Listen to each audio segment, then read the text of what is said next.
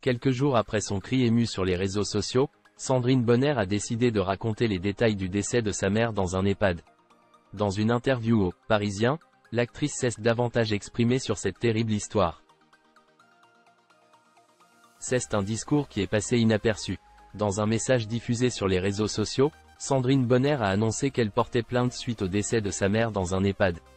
L'histoire a brisé le cœur de l'actrice de 56 ans. C'est inimaginable qu'il y ait des négligences, des maltraitances dans certains établissements, il y a eu des scandales, on les connaît, je sais que ce sera un long combat, mais c'est une guerre que je mènerai jusqu'au bout pour restaurer. Dignité pour ma mère, a-t-elle expliqué. Après avoir révélé le décès de sa mère dans des circonstances extrêmement sombres quelques semaines plus tôt, l'actrice s'est lancée dans une bataille judiciaire.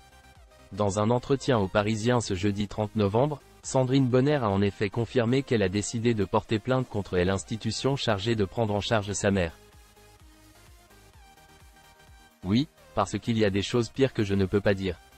Mais c'est une négligence médicale qui a conduit à sa mort, a-t-elle déclaré, ajoutant « Il nous a fallu plusieurs mois pour rassembler les éléments. Ma mère n'est pas malade du tout. Elle a 84 ans. » Sandrine Bonnaire veut faire avancer les choses. Les accusations sont particulièrement graves de la part de l'actrice césarisée, qui espère faire bouger les choses. Je ne peux pas me battre pour ma mère qui n'est plus là, mais je veux le faire pour que nos soins aux personnes âgées changent.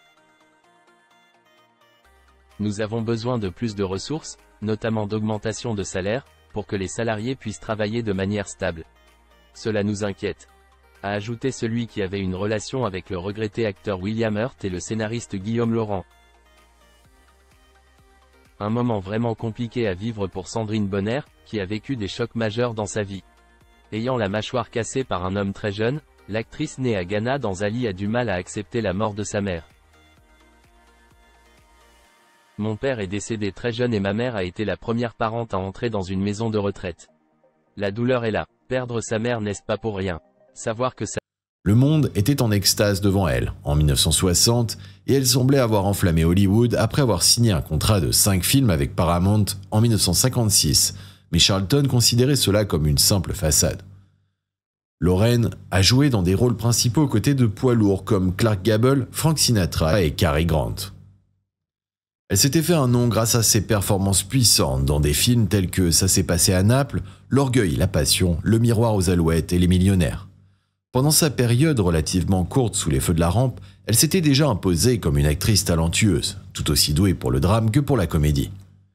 Elle a même été la première personne à remporter un Oscar d'interprétation pour un film en langue non anglaise pour sa performance dans La Ciociara. Alors, qu'est-ce qui n'allait pas chez elle aux yeux d'Heston ? En abordant El Cid, Heston était déjà une grande star de cinéma, tout comme elle. En 1959, il avait remporté un Oscar pour sa performance dans Ben-Hur. Comme il avait été le premier choix du réalisateur pour le rôle principal, il ressentait une responsabilité et une propriété vis-à-vis de sa participation au projet El Cid. Cependant, lorsque Lorraine est arrivée, elle aussi est